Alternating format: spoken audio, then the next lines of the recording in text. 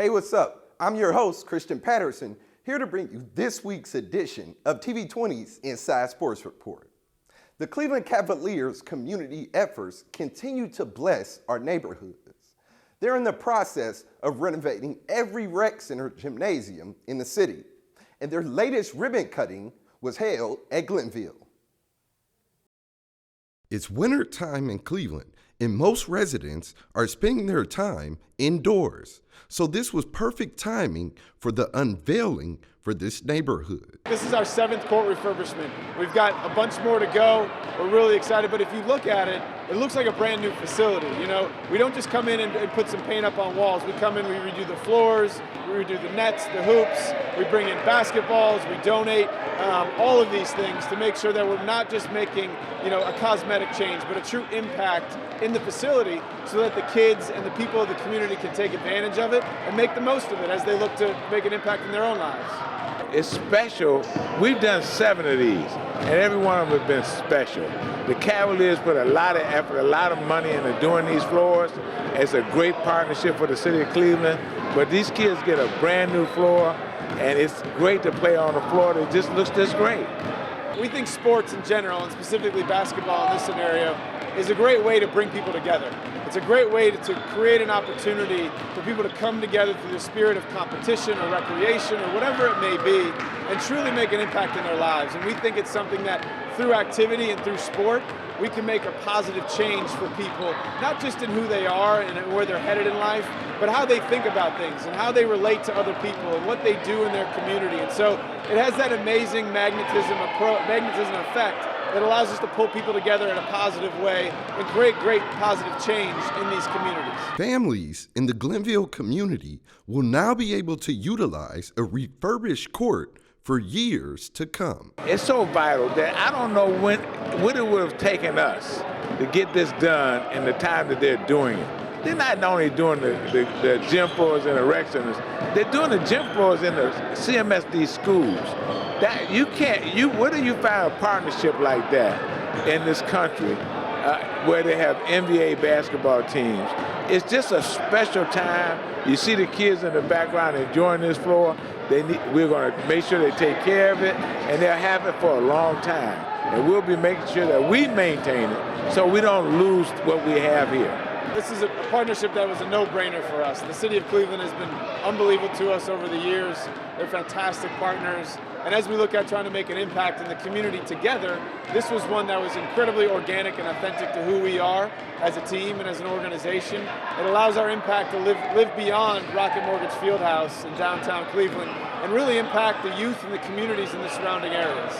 Following the ribbon cutting, kids from the neighborhood were treated to a free basketball clinic. Yeah, and that goes back to the point of not just giving resource, right, but giving time and making an impact through a free clinic in this situation, but providing these kids with instruction and direction around the game of basketball so that when they do come back here to use the facility, they're a little bit more knowledgeable and they understand what's going on, and they may already have an affinity for the game or for sports, but this gives them more of a tangible direction and a little bit more of an opportunity to coach them and make an impact in their lives. The partnership with the city and our partners, the Cavaliers and other agencies, it takes care of them. We're taking care of community. This is not about a floor. This is about taking care of your community. This is about reaching out and making sure people have warm, safe places to be. And this is about people enjoying the rec center. It's not about the kids only. It's about the seniors that walk up here. It's about the adults that come in here and use this facility. It's about all those things that we have going in our communities, and it's just about Cleveland and how great Cleveland is and how great it's going to be. In its 20th year, the Greater Cleveland Sports Awards is the premier annual fundraiser for the Greater Cleveland Sports Commission. This annual event is the highlight of the year for the Cleveland sports community. It celebrates Cleveland's professional, collegiate, and high school sports achievements. The event kicks off with a cocktail hour where former and current athletes can mingle with guests and rejoice on the success of the prior year in sports. Following cocktail hour, guests made their way to the ballroom for for dinner and the award ceremony, honoring the top athletic categories from 2019. This year's awards was hosted by ESPN co-host, former NFL defensive lineman and Northeast Ohio native, Mike Golick. The Male High School Athlete of the Year award winner was Kyle Cusimano, soccer player for Bay Village High School.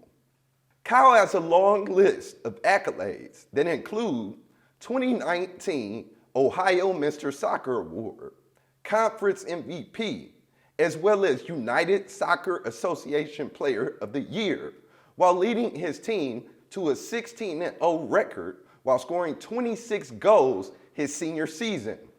And the Female High School Athlete of the Year winner was Kirsten Eppel, softball player from Strongsville High School. Kirsten was named Softball Player of the Year by Cuyahoga County Coaches Association. She was first team Cuyahoga County and first team All-Ohio, while leading her team to their first district appearance in 9 years. Following the high school athlete category, presenter TJ Carey fielded questions from the media about the Cleveland Browns, his head coach, and what he expects going into next season. As far as from the coaching standpoint, I'm going off of what I've seen from the Vikings, right? They've been very successful over these past few years. They've done it at a high level, very talented team. They're a team that has been shown to be able to use all of the talent and the capability that they have. And you've seen it with the level of depth that they've went into the playoffs. And very disciplined, sound team. So from those standpoints, I really can't expect anything less. And I think that Coach Stefanski will come in here and do an amazing job. I feel like with change, you have to adapt. And I think that it'll be interesting to see what type of change he brings, right? From just an overall scope standpoint of a lot of variety of things, how we practice, the things that we study, how we study opponents, how we handle ourselves within the locker room, how we choose to learn about each teammate, right? There's an abundance of things that you can change that a lot of people would say that affects the outcomes of wins and losses. And so interested to see what type of change that he brings. The expectations that we had for ourselves, we didn't live up to them. And to see that we ended up in a situation that no one as a player would have thought, yeah, I wouldn't say shocked, but just unexpected, right? And it makes you question, where did we not give 100% on? Whether it was the off-season program, whether it was training camp, whether it was preseason, right? Whether it was practices throughout the week. Where did we, as players, as coaches, as an organization, all fall short in doing? And I think that's a responsibility that each and every one of us have to look at ourselves in the mirror and say, what could I have done more? The Male Collegiate Athlete of the Year award winner was Jordan James, wrestler for the University of Mount Union. Jordan was the 2019 NCAA Division III national champion at 133 pounds and a first-team All-Ohio selection while stacking up a 34-1 record. And the Female Collegiate Athlete of the Year winner was Naz Hillman, basketball player for the University of Michigan. Naz was named Big Ten Freshman of the Year, Big Ten Sixth Player of the Year, All Big Ten Freshman Team, and First Team All Big Ten, while averaging 13 points and 7 rebounds. It was a very competitive group of athletes for Professional Athlete of the Year, with names like Nick Chubb, Stipe Miocic, Roberto Perez, and Colin Sexton. But there could only be one winner. And the winner for the Professional Athlete of the Year was UFC heavyweight champion Stipe Miocic. In a highly anticipated rematch with Daniel Cormier, Stipe was victorious with a 4th-round knockout to reclaim the UFC heavyweight title while becoming one of the greatest heavyweights in UFC history.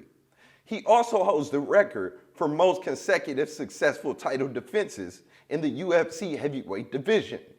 After receiving this wonderful award from his hometown, he spoke with the media about this whirlwind of events. I never thought in my wildest dreams I'd get punched in the face for a living. 100%. Like, I really didn't. I mean, I never would. I mean, this is crazy. I mean, it's amazing just to be nominated. You know, and there's such good company like the past winners, and honestly, yeah, and just it's funny. I actually watched UFC. It was like 2 or 3 one time. I rented it VHS at the store or whatever, the video store. And I brought it in. My mom really never swore at me. She dropped bath bombs and told me to take it back. She's like, "You're never watching it again." And look what I do for a living.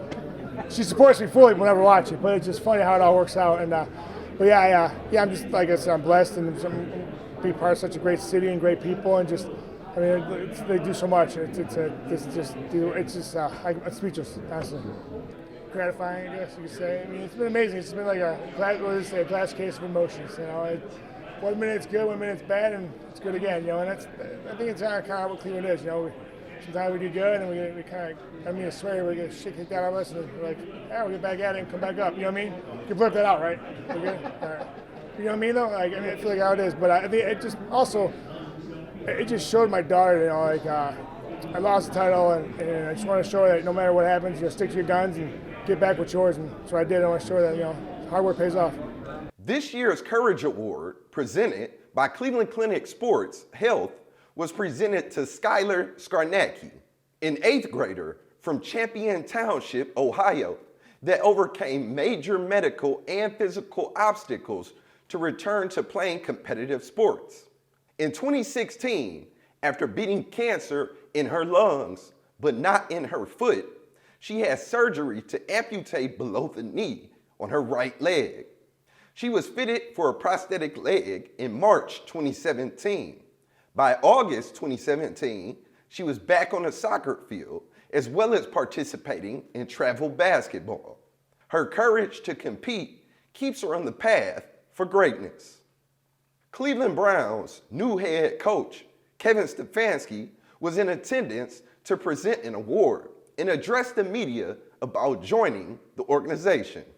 Listen, this is the gig, and that's what I like about it. We're making a lot of decisions, but the most important decision, as I sit here or stand here, and as we work in our building, the most important thing is bringing the right people in. So part of hiring a coaching staff is making sure that we identify who those people are and make sure that that's who we want to add to our staff. As we add coaches to the staff, then they can sit down and watch the tape, and we can start to identify the things that we may need moving forward. I'm looking forward to sitting down with Odell face-to-face. I haven't had a chance to do that yet. I'll get a chance to do that tomorrow. And at that point, that's when I can start laying out my expectations for Odell and for all of our players. And finally, the Lifetime Achievement Award was presented to the Dolan family.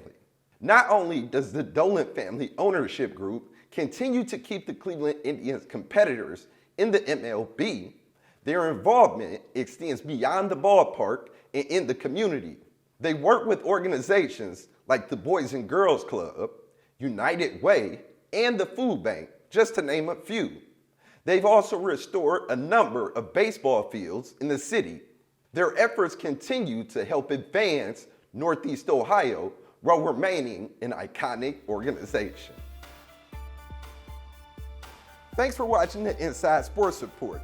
If you would like to catch past episodes of the Inside Sports Report, Classic Sports, or any city championship games, head over to our TV20 YouTube channel and click on subscribe.